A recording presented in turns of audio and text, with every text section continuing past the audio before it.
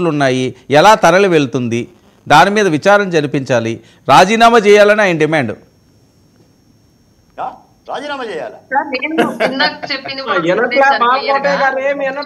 మేము చెప్పే బాలకోటయ్య గారికి ఏమీ వినపడవు, అన్ని వాళ్ళు చెప్పే మాత్రం బాగా వినపడతాయి. వైసీపీ అంటారు మాత్రం అన్ని బాగానే మీరు వెళ్ళి జగన్మోహన్ రెడ్డి గారు సన్మానం చేయండి, దండ చేయండి. ఆయన చాలా కలవరం చెక్కి తోటి ₹2.49 రూపాయలకి చేసినందుకు ₹5.45 దాన్ని ₹2.49. చిన్నప్పరెడ్డి గారు మీరు ఉండండి, మీరు కాదండి, మీరు ఒక రాజీనామా డిమాండ్ పెట్టారు కదా, అరుణ గారు రెస్పాండ్. సార్ యాక్చువల్ గా రాజీనామా డిమాండ్ అనేదాన్ని మనం ఇవాళ ప్రస్తావించుకోవాల్సి వస్తే ఫస్ట్ గతంలోనే ఆయన జగన్మోహన్ రెడ్డి గారు చేసుకుండాల్సింది సార్. ఎందుకంటే ఈ మాఫియాని రేషన్ వాహనాలను డైరెక్ట్ గా అందులోనే స్మగ్లింగ్ చేసుకోండి అని చెప్పేసి మరి క్లియర్ గా వ్యాన్లు మరి ఇచ్చి ఎంకరేజ్ చేసిన జగన్మోహన్ రెడ్డి ఫస్ట్ ఇది. రెండోది, గతంలో 10 రోజులు రేషన్ ఇచ్చేవాళ్ళు ఎక్కడ ఇచ్చినా సరే, అంతకుముందు బిఫోర్ టీడీపీ గవర్నమెంట్ కానివ్వండి, అంతకుముందు కాంగ్రెస్ గవర్నమెంట్ లో కానివ్వండి, నెలకు వచ్చి 10 రోజులు రేషన్ ఇచ్చేవాళ్ళు, ఒక ప్లేస్ లో ఇచ్చేవాళ్ళు. కాబట్టి ఎవరు కుదిరిన టైంలో వాళ్ళు వెళ్ళి తెచ్చుకునేవాళ్ళు. బట్ జగన్మోహన్ రెడ్డి గారు ఇంటింటికి వాహనాలు పెట్టిన తర్వాత అతనేమి ఇంటికి రాడు, వీధికి ఒక సందులో పెడతాడు. అక్కడికి వెళ్ళి తీసుకుంటేనే రేషన్, లేదంటే లేదు. ఇంకా ఆ రోజు ఇవ్వకపోతే ఇంకా ఆ వీధిలో వాళ్ళు నెక్స్ట్ డే ఎక్కడన్నా వేరే వీధిలో ఉన్నారని వెళ్తే ఇవ్వడు, ఈ వీధిలో నిన్న అయిపోయి ఈ వీధి వాళ్ళకి పోండి అని చెప్పి చెప్పేస్తాడు. అది నాకే జరిగింది డైరెక్ట్ గా, రెగ్యులర్ గా నంబర్ ఆఫ్ టైమ్స్ జరిగింది, ఒకసారి కూడా కాదు. అలాగే ఇక్కడ ఏంటంటే బియ్యాన్ని ఎవరికి వాళ్ళే కొంతమంది అమ్ముకునే వాళ్ళు కొంతమంది ఉంటే, రెండోది ఏంటంటే జగన్మోహన్ రెడ్డి గారు ఈ వ్యాన్ పాలసీ తెచ్చిన తర్వాత ఎగ్గొట్టే విషయంలో కూడా క్లియర్ గా ఇంకా బియ్యం మిగిలించుకోవాలని చెప్పేసి డీలర్లు అట్లా చేసిన సందర్భాలు కూడా మనం చూసాం. పైగా ఆ వ్యానుల్లోనే ట్రాన్స్పోర్ట్ తీసుకెళ్తున్నామని చెప్పేసి దాని ద్వారానే స్మగ్లింగ్ కి తీసుకెళ్ళినటువంటి సిచ్యువేషన్ కూడా గతంలో మనం చూసాం. కానీ అప్పుడు పట్టుకునే వాళ్ళు లేరు, దాని గురించి మాట్లాడే వాళ్ళు లేరు. పవన్ కళ్యాణ్ గారు రేషన్ మాఫియా జరుగుతోంది, దానికి పలానా వ్యక్తే దాన్ని హెడ్ గా తీసుకొని చేస్తున్నాడని చెప్పేసి గొంతెత్తి మాట్లాడినా ఆ విషయం గురించి ఎవరు దృష్టి పెట్టలేదు, దాని గురించి ఎవరు పట్టించుకోలేదు. ఇవాళ వచ్చేటప్పటికి వ్యవస్థలో ఎక్కడైనా సరే లోపాలు అనేవి డబ్బుకు లొంగి చాలా చోట్ల ఉంటాయన్న విషయం మనకి ఇప్పుడు తేటతెల్లమైంది. ఈ 5 నెలల కాలంలో ఇన్నిసార్లు రేషన్ బియ్యాన్ని మనోహర్ గారు పట్టుకున్నా, ఇన్నిసార్లు తీసుకొచ్చి ఇక్కడ బుడమేరు వరదల్లో ఆ బియ్యాన్ని పంపినా సరే ఇంకా మళ్ళీ అక్కడ రేషన్ మాఫియా జరిగింది అంటే పొలిటికల్ నాయకులకి, అధికారంలో ఉన్నటువంటి నాయకులకి కూడా సంబంధం లేకుండా వేరే ఒక వ్యవస్థ దాన్ని పూర్తిగా నడుపుతోంది అక్కడ. దానికి అందులో ఉన్నటువంటి గత తాలూకు నాయకులు నడిపిస్తున్నారు ఆ విషయాన్ని డబ్బు పూర్వకంగా అని చెప్పేసి మనకి వాళ్ళ తేటతలమైన విషయం. అందుకే అది ఒక మినిస్టర్ కానివ్వండి, లేదా అక్కడ ఉన్న కలెక్టర్లకు కానివ్వండి, వీళ్ళు అవ్వట్లేదు, అక్కడ ఉన్న ఎమ్మెల్యేకు 10 కూడా దాటిపోతుందని చెప్పేసి డైరెక్ట్ గా పవన్ కళ్యాణ్ గారు ఇన్వాల్వ్ అయ్యి ఇది నేషనల్ ఇష్యూ అయ్యేలాగా చేశారు ఇవాళ. ఇందులో మనం పర్టికులర్ గా ఒక వ్యక్తినో లేదంటే ఒక గవర్నమెంట్ అంటానికి లేకుండా గత గవర్నమెంట్ లో జరిగింది, ఈ గవర్నమెంట్ లో కూడా జరుగుతోంది అన్నది వాళ్ళు మనకు కనిపిస్తున్న అంశం. అంటే మొత్తం ఎంటైర్ మాఫియాని పెద్ద తలకాయలే నడిపిస్తుంది. ఇది 1000 కోట్ల బిజినెస్ కాబట్టి ప్రభుత్వాలకి నాయకులకి సంబంధం లేకుండా నడిపిస్తున్నారు ఈ వ్యవస్థ. అంటే ఎవరు అధికారంలో ఉంటే వాళ్ళని, లేదంటే ఎవరు అక్కడ డ్యూటీలో ఉంటే వాళ్ళని కొనేస్తున్నారు అన్న విషయాన్ని మనం ఇవాళ చర్చించుకోవాల్సిన అంశం.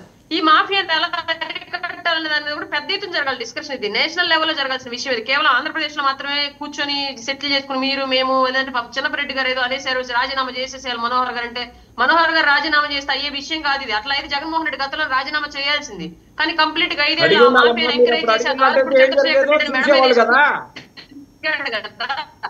అడగనివ్వలేదు కదా సార్. ఏంటి సార్ వినిపించలేదు సార్,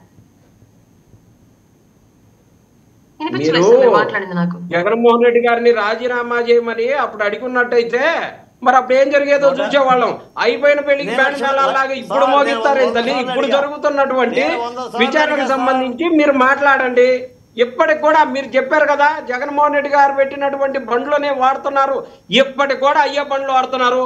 మరి అదే మాఫియాని మీరు కూడా రన్ చేస్తున్నట్ట, అయ్యే బియ్యాన్ని మళ్ళీ వాటిలో వేసుకొని పోయి మళ్ళీ మీరు ఎక్స్పోర్ట్ చేస్తున్నట్ట. మీరు ఎందుకని బండ్లని ఆపలేదు, ఎందుకని వాటి ద్వారా మళ్ళీ వాటినే కొనసాగిస్తా ఉన్నారు? జగన్మోహన్ రెడ్డి గారు చేసిన విధానాన్ని ఖచ్చితంగా ఈ కూటమి ప్రభుత్వం ఫాలో అవ్వాల్సిందే. జగన్మోహన్ రెడ్డి గారు ట్రెండ్ సెట్టర్ జగన్మోహన్ రెడ్డి గారు చెప్పింది మీరు చేసి తీరాల్సిందే. అంతకు మించి అవకాశం లేక ఆ పంపిణీ బియ్యం వ్యవస్థలన్నింటినీ కూడా బండ్లన్నింటినీ వాడుతా ఉన్నారు. దేనికని ట్రెండ్ సెటర్ 11 సీట్లు తెచ్చుకోవడానికి మమ్మల్ని ట్రెండ్ సెటర్ గా పెట్టుకోవాలండి. 11 సీట్లు తెచ్చుకోవడానికి మమ్మల్ని ట్రెండ్ సెటర్ గా పెట్టుకోవాలండి. అరుణ గారు ట్రెండ్ సెటర్ తో పెట్టుకోవద్దని అవే బండ్లు ఎందుకు వాడుతున్నారు ఇప్పుడు చెప్పానండి సార్. అవే బండ్లు అయ్యే రైస్ బండ్లు ఎందుకు వాడుతున్నారు ఇప్పుడు చెప్పానండి. వాటి ద్వారా రవాణా జరిగినాయన్నారు కదా. అరుణ గారు సెట్ చేశాడు చిన్నపరెడ్డి గారు. ఒక నిమిషం రెడ్డి గారు ఏం ట్రెండ్ సెట్ చేశాడు? ఒక నిమిషం అండి, ఆవిడ మాట్లాడుతున్నారు. అరుణ రెస్పాండ్. మాట్లాడండి, మీరు ఆగండి సార్. సార్ నాకు అసలే సిగ్నల్ ఇష్యూ ఉంది, ఆయన మాట్లాడుతుంటే నాకు అర్థం కావట్లేదు సార్. అసలు ట్రెండ్ సెట్టర్ జగన్మోహన్ రెడ్డి గారు ట్రెండ్ సెట్ చేస్తారట, మీరందరూ ఫాలో అవ్వాలట. ఆ బండ్లు ఎందుకు వాడుతున్నారు అడగండి సార్. ఏంటి సార్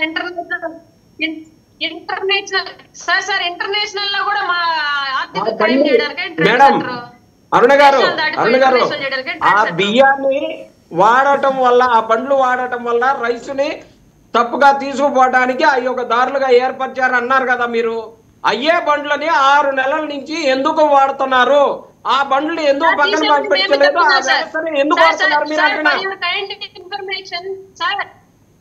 చిన్నపరెడ్డి గారు, for your kind information sir, government వచ్చాక ఏదైనా ఒక పాలసీ తీసుకురావడానికి చాలా కాన్ఫ్లిక్ట్స్ ఉంటాయన్న విషయం మీకు కూడా తెలిసిందే. ఇప్పుడు పాత పాలసీని తీసేసి కొత్త పాలసీ తేవడానికి కొంత టైం కావాలి ప్రభుత్వానికైనా సరే.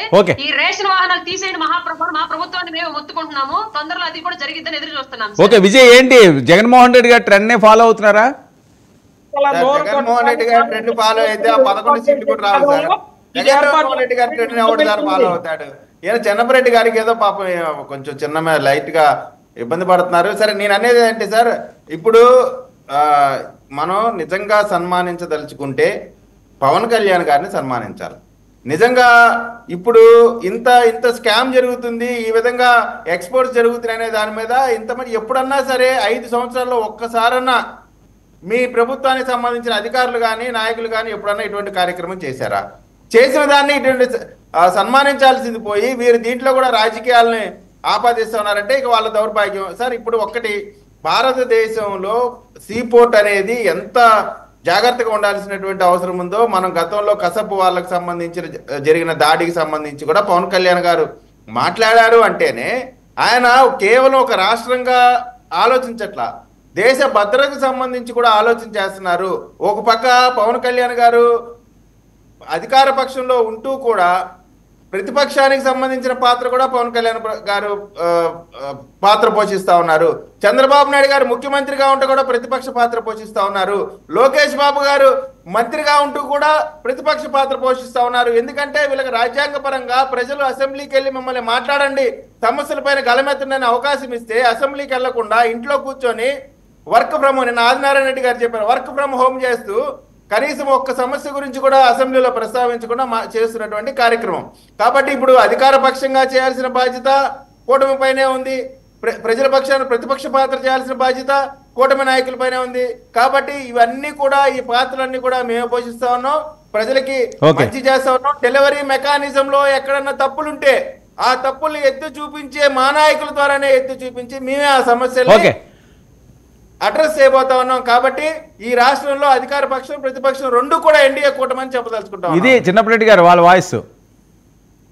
సార్, ఈ పోర్టులు అన్ని కూడా కేంద్ర ప్రభుత్వ ఆధ్వర్యంలో నడుస్తూ ఉంటాయి సార్. ఒక్క కాకినాడ మాత్రమే రాష్ట్ర ప్రభుత్వ ఆధ్వర్యంలో నడుస్తుంది. ఒక్క రాష్ట్ర ప్రభుత్వంలో జరిగే ఒక్క పోర్టును కూడా చక్కగా నడుపుకోలేక, మాఫియాలను కంట్రోల్ చేయలేక, డిప్యూటీ సీఎం గారే పోయి ఆడ నిలబడితే కనీసం అక్కడ ఉన్నటువంటి ఎస్పీ గాని అధికారులు రాలేదని అంటున్నారంటే వీళ్ళకి ఎంత పట్టుంది, అసలు ఈ ప్రభుత్వానికి అసలు ఎంత చిత్తశుద్ధి ఉంది, అసలు ఆ సీనియర్ నాయకులు ఏం చేస్తున్నారు, మరి ఏం జరుగుతుందో అర్థం కావట్లేదు. ఈ రాష్ట్రాన్ని ఎటు తీసుకుపోతారో కూడా అర్థం కావట్లేదు సార్.